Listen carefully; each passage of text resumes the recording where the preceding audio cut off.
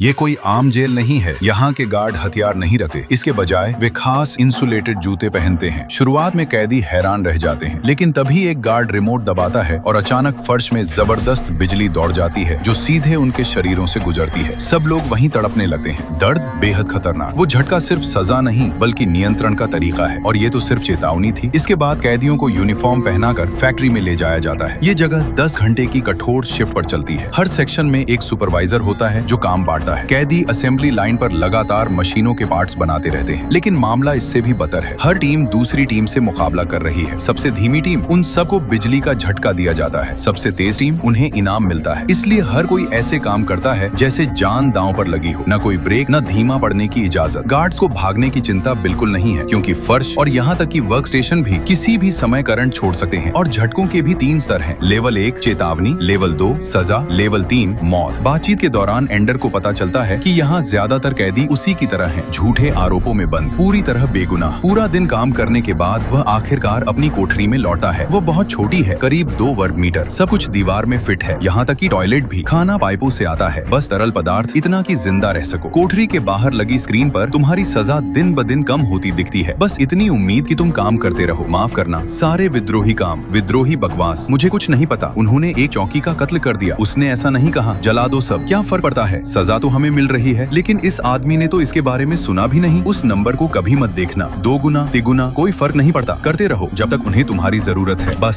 सीधे खड़े हो जाओ। जैसे ही कैदी बात करना शुरू करते हैं, सुपरवाइजर दौड़ कर आता है और सब बंद करवा देता है। अगर गार्ड सुन ले तो अंजाम बहुत बुरा होता है। अचानक लाइट्स बंद हो जाती हैं। घोषणा होती है कि सबको 30 सेकंड में अपनी कोठरी में लौटना है। फर्श पर सफेद लाइट का मतलब है सुरक्षित, कोई करंट नहीं। लेकिन अगर वे लाल हो जाएं, तो तुम्हारे पास हटने के लिए सिर्फ 3 सेकंड है, क्योंकि एक बार लाल होने पर मौत तय है। दिन बीतते जाते हैं और एंडर इस सब का आदी होने लगता है। हर सुबह वही रूटीन, खाना खाओ, दरवाजे पर खड़े हो जाओ, सफेद लाइट का इंतजार करो, सबके साथ शावर जाओ, फिर सीधे 1 और 10 घंटे की मेहनत। उसने भागने के बारे में सोचा था, लेकिन इस लगातार काम के बीच कोई कमजोरी ढूंढने का समय ही नहीं था। ये जेल खुद एक विशाल 7 कोनों वाली इमारत है, 10 मंजिल ऊंची, चारों तरफ खुले समुद्र से घिरी हुई। हर मंजिल पूरी तरह सील है, ना कोई संपर्क, ना बाहर निकलने का रास्ता। आखिरकार एंडर भागने की उम्मीद छोड़ने लगा है। दिन पर दिन वही दिनचर्या दोहरती रहती है, सुन्न कर देने वाली, घुटन भरी। फिर एक दिन उसके ब्लॉक में कोई आखिरकार टूट जाता है और अपनी जिंदगी खत्म करने का फैसला कर लेता है।